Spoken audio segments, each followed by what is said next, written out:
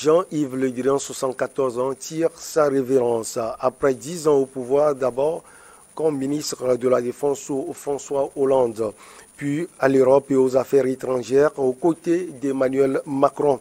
Il est remplacé par Catherine Colonna dans le nouveau gouvernement du président Emmanuel Macron. Bonjour à tous, bonjour à toutes, bonjour Mamadou Diouf, en pleine forme, on espère. Bonjour Michel, je vais très bien. Alors, Jean-Yves Le Drian quitte le gouvernement ou quitte le pouvoir, que retenir de l'ancien ministre des Affaires étrangères ou de la Défense?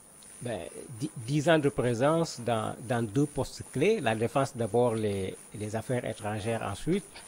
Voilà un monsieur qui, j'allais dire, prend sa retraite de façon méritée et très certainement, il continuera à être consulté sur un certain nombre de questions. Je ne crois pas qu'il va aller se mettre tout simplement dans une maison de retraite. N'oublions pas que sous Hollande, puisqu'il part avec la question malienne, puisqu'on se pose tout le temps la question, est-ce que son départ n'est même pas en relation avec la situation au niveau du Mali? Mais n'oublions pas qu'au Mali, c'est lui qui était le ministre de la Défense au moment où les forces françaises descendaient sur le Mali pour empêcher un groupe extrémiste violent de venir prendre Bamako. C'était un succès, même si au moment de la sortie, sur la même question, il n'est pas ministre de la Défense, il est le ministre des Affaires étrangères, mais la France est dans une situation de crise totale par rapport au Mali. Et dans cette situation de crise, il faut le dire clairement, il a sa part de responsabilité parce que très souvent, il a eu un discours pas du tout diplomatique par rapport aux autorités maliennes qui malheureusement ont fait comme lui en ayant eux aussi un discours pas du tout diplomatique. Et finalement, on s'est retrouvé dans cette crise qui fait qu'aujourd'hui, entre le Mali et la France, on n'est pas loin du divorce. Alors, loyal jusqu'au bout à Emmanuel Macron, Le Drian a partagé les vicissitudes diplomatiques de ce premier quinquennat sans jamais chercher à se démarquer. Alors, Mamadou Diouf, il y a eu des revers et des échecs. Vous avez précisé tout cela tout à l'heure. Mais ce n'est pas les seuls. Il y a eu la Libye. Puisque n'oublions pas que la Libye commence avec Sarkozy. Mais quand Le Drian est arrivé au ministère des Affaires étrangères, il y avait déjà un débat qui avait commencé depuis François Hollande où les diplomates de carrière commençaient à se plaindre parce que de plus en plus, on nommait ministre des Affaires étrangères quelqu'un qui n'était pas un diplomate de carrière alors qu'il y avait des gens qui étaient là, qui avaient la compétence, qui avaient le métier, on ne les prenait pas. Mais pire, on avait commencé également à prendre des intellectuels, à en faire des ambassadeurs alors qu'il y avait sur place des gens beaucoup plus compétents pour assumer cette fonction de diplomate.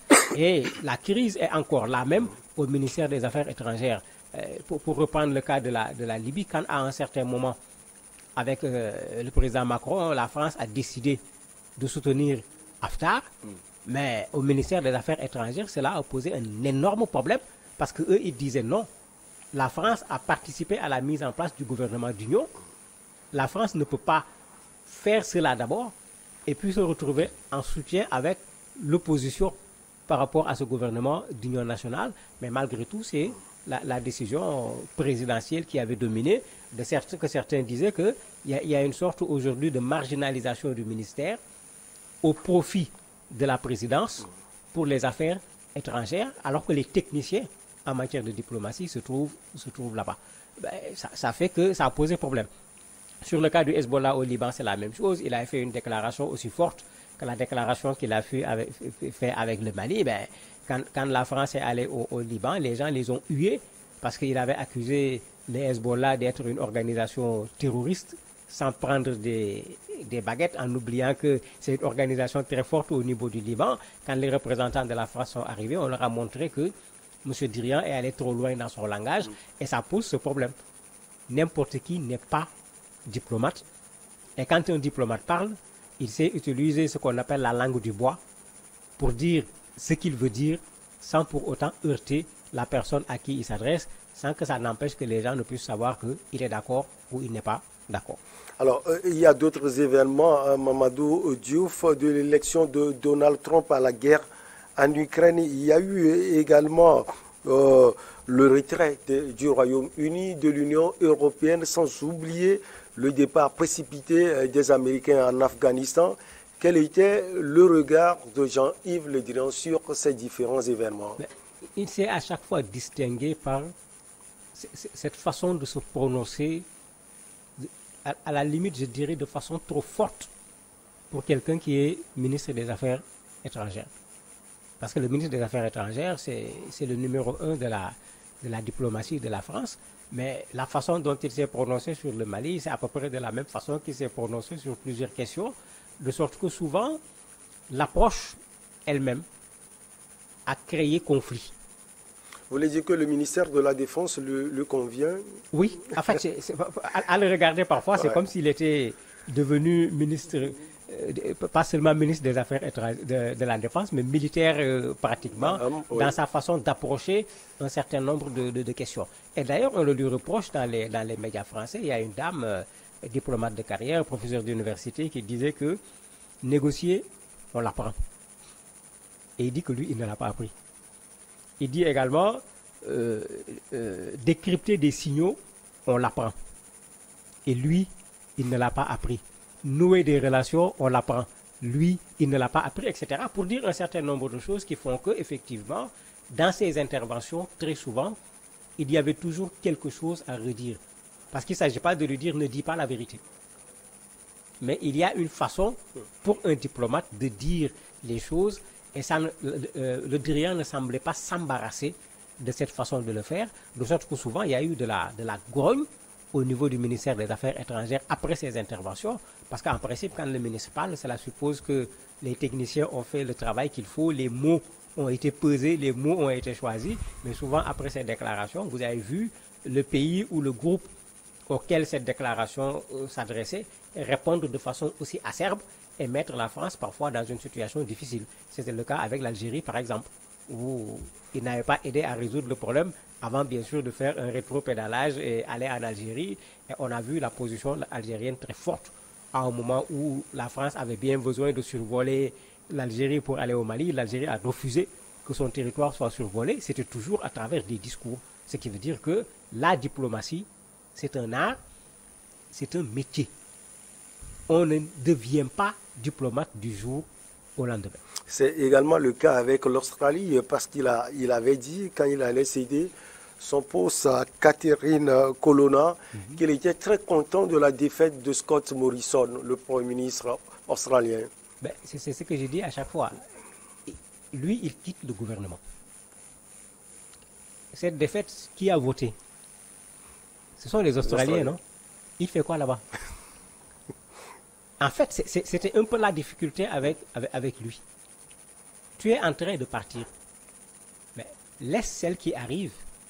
C'est elle qui va continuer ses relations avec l'Australie. Au moins, donne-lui une planche pour que les relations, qu'on les revoie autrement. Ben, la France a perdu un marché. Bon, tout le monde a vu, même le président de la République a rué dans les brancards parce qu'effectivement, c'était un véritable marché qui les avait échappé, d'autant qu'ils ont des difficultés avec ce matériel militaire à mettre à la disposition du marché international. Ben, ça les a choqués, on peut comprendre. Mais bon, après une première réaction, mais il faut savoir revenir à la normale parce que quoi qu'on dise, les États-Unis sont un allié de la France. Mais quand ils parlent de la sorte, ça ne posera pas problème seulement à l'Australie, mais ça posera problème également aux Américains parce que son attitude par rapport à ce monsieur qui a perdu les élections est liée à cette vente d'armes qui a échoué, sinon qui a été détournée vers les États-Unis, alors que les Australiens sont quand même libres de décider où ils vont acheter leurs armes. C'est en fait ce qu'on lui reproche et vous voyez, jusqu'à la dernière minute, il est encore retombé dans ce piège d'un mot qu'un diplomate de carrière n'aurait pas dit de la même façon que lui, parce qu'il n'a pas à être content de la défaite d'un ancien Premier ministre au niveau de l'Australie. Alors, est-ce que les relations vont changer, surtout au niveau africain? On sait que le Drian était en perpétuel différend avec le Mali. On a vu ces échanges avec le ministre malien des Affaires étrangères, Abdoulaye Diop. Alors, est-ce que ça va changer? Catherine Colonna va tenir d'autres discours à l'endroit de l'Afrique? Je me dis qu'avec elle, ça va changer. Elle est diplomate de carrière. Elle a fait l'OCDE. Elle a été ambassadrice en Angleterre, alors que les relations entre l'Angleterre et la France, c'est des relations qui ne sont jamais au bout fixe. Il y a souvent des conflits à gérer. Elle a été porte-parole du gouvernement avec le président Chirac. elle est diplomate de carrière, elle sait très bien, elle est vraiment chez elle au ministère des Affaires étrangères. Je crois qu'avec elle, on va revoir beaucoup plus de la diplomatie que des discours parfois plutôt incendiaires que tenait le dirigeant. Et je crois qu'avec ça, on peut espérer d'abord avec le Mali un autre langage. Parce qu'il est important aujourd'hui que le langage change. On ne peut pas dire qu'on va aller vers un apaisement, on va aller vers la désescalade, alors que les gens échangent des mots où parfois tu te demandes mais d'où vient la haine qui existe entre ces deux personnes ou entre ces deux pays. Il n'y a pas de haine entre les deux pays parce que parfois c'est les deux personnes qui sont au devant qui créent cette crise à travers la façon de parler. Je crois que si elle revient déjà sur le langage, ça peut déjà créer un déclic avec le Mali. N'oublions pas qu'il n'y a pas longtemps, la France a fait un don pour les populations maliennes. N'oublions pas qu'il y a la médiation togolaise qui est là.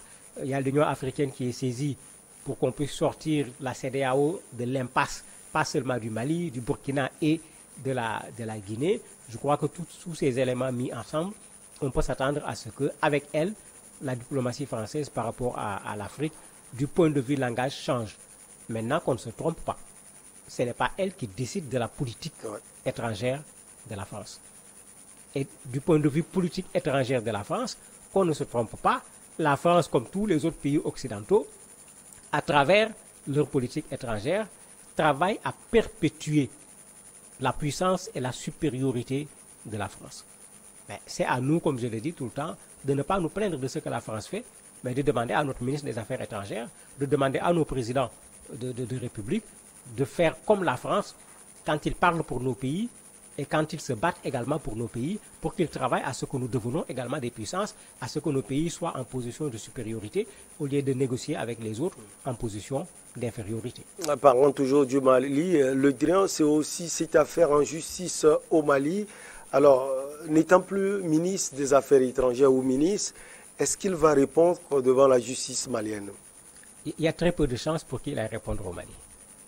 Parce que j'imagine le Drian descendant à l'aéroport de Bamako, les influenceurs, entre guillemets, comme on les dit, seront mis en branle pour pouvoir organiser une manifestation pour le recevoir. Et tout le monde sait de quelle réception il s'agira. Imaginez le Drian au tribunal avec une foule malienne derrière, je ne le crois pas. Et d'habitude, je ne vois pas la France envoyer son citoyen pour aller se faire juger au Mali, encore moins quelqu'un qui pendant 10 ans a été d'abord ministre de la Défense et ensuite ministre des Affaires étrangères. Le Mali risque d'attendre pendant longtemps. Je ne suis pas sûr que le Drian va se présenter devant les tribunaux. Le Drian quitte le Quai d'Orsay. Quelles conséquences sur la politique africaine? Merci beaucoup à vous, Mamadou Diouf. On marque une petite pause et derrière on reçoit l'invité du jour.